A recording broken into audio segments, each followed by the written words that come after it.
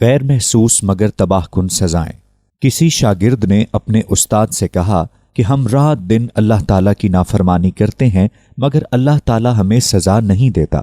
استاد محترم نے جواب دیا، ایسی بات بالکل نہیں ہے۔ اللہ تعالیٰ ہمیں کتنی سزائیں دیتا ہے مگر ہمیں اس کا احساس نہیں ہوتا۔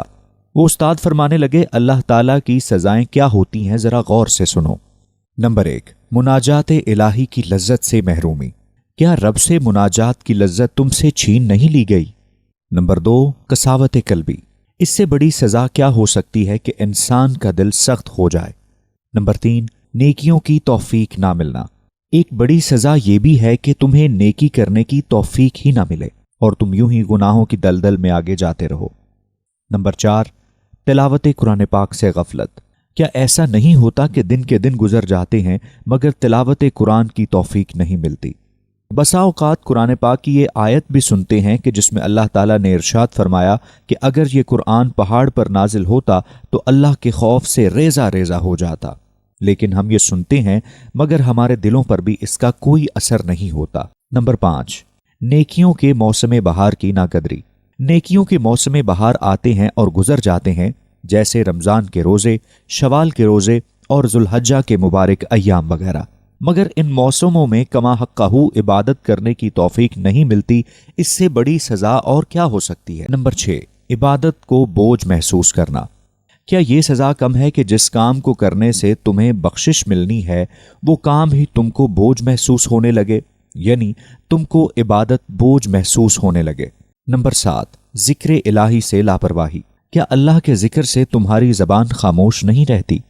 نمبر 8، نفسانی خواہشات کے سامنے شکست۔ کیا نفسانی خواہشات کے سامنے خود کو تم کمزور محسوس نہیں کرتے جس سے تم دنیا کے ہی ہو کے رہ گئے ہو؟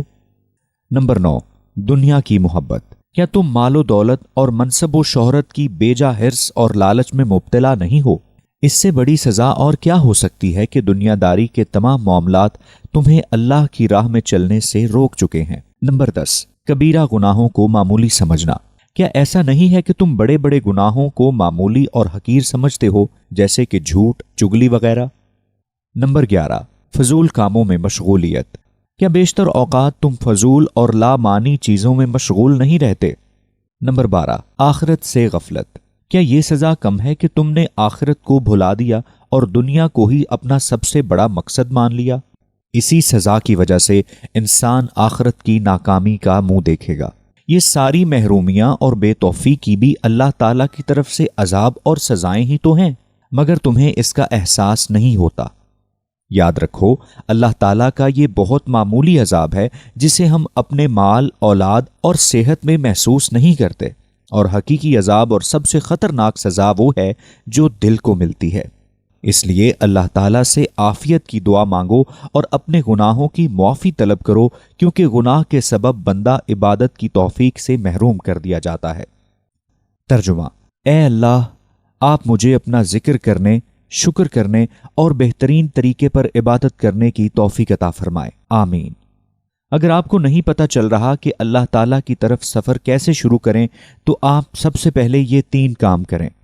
نماز کی پابندی کریں، دن میں 2 مرتبہ قرآن کریم کی تلاوت ضرور کریں، اور ذکر الہی کو زندگی میں شامل کریں۔ آپ نے بس باقاعدگی سے یہ 3 اعمال کرنے ہیں۔ 1-2 مہینوں کی پریکٹس یوں ہی کریں۔ جب آپ نماز کو اور قرآن و ذکر کو 2 مہینوں تک پابندی سے کر دیں گے تو پھر ان کو سیکھنے، سمجھنے اور ان کی درستگی کی طرف آئیں۔ پھر آپ اپنی نمازوں کو درست کریں، پھر سے نماز سیکھیں، اپنی نماز کی غلطیاں درست کریں، اور ساتھ پھر قرآن پاک کی تلاوت سے سمجھنے کی طرف آئیں۔ اسے سیکھنے کی طرف آئیں، چاہے خود ہی ترجمہ پڑھ لیں، مگر اس کی آیات پر غور و فکر ضرور کریں۔ قرآن پاک کی آیات سے سبق نکالیں اور پھر اسے اپنی زندگی میں شامل کریں۔ خود کو اس کی آیت کی کسوٹی پر پرکھنے کی کوشش کریں، اور یہاں سے اپنا تزکیہ و تقویٰ کا سفر شروع کریں۔ ذکر کو اٹھتے بیٹھتے اپنا معمول بنا لیں، اور قرآن کو خوبصورتی سے پڑھنے کے لیے اس کی تجوید کو سیکھیں، اپنی غلطیاں درست کریں۔ جب آپ تجوید سے قرآن سیکھ کر تلاوت کریں گے تو آپ کو مزید لطف آنے لگے گا، آپ کو قرآن پاک سے مزید محبت ہوگی، کیونکہ جب کسی کام کو اس کے اصول و ضوابط کے مطابق کیا جائے تو اس کا اثر آپ پر بہت زیادہ ہوتا ہے۔ آپ کو یہ سب بہت مشکل اور بہت سارا لگ رہا ہوگا، لیکن بس ایک دفعہ ٹھان لیں اور ارادہ کر لیں کہ اللہ کا بن کر چلنا ہے۔ اللہ تعالیٰ سے ہدایت کی دعا مانگیں اور اللہ کی فرما برداری میں آنے کی سرتوڑ کوشش کریں۔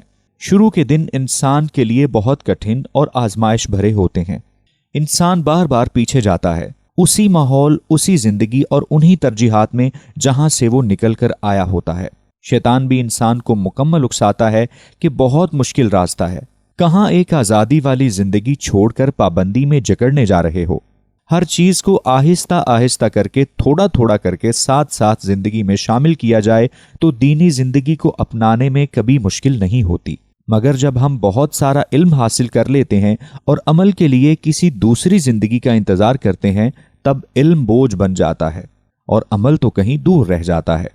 آپ نے آج اللہ کا کوئی حکم پڑھا ہے کہ جھوٹ نہیں بولنا، تو آپ نے آج ہی سے اپنی زندگی میں اس بات کو شامل کرنا ہے، کل یا پھر تک اس کو نہیں چھوڑنا۔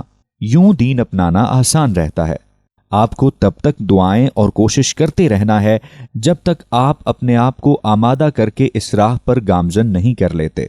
اس سے پہلے اپنے آپ کو چاہے گھسیٹ کر بھی اس راہ پر لانا پڑے تو ضرور لائیے گا، کیونکہ ان مع العسر یسرا،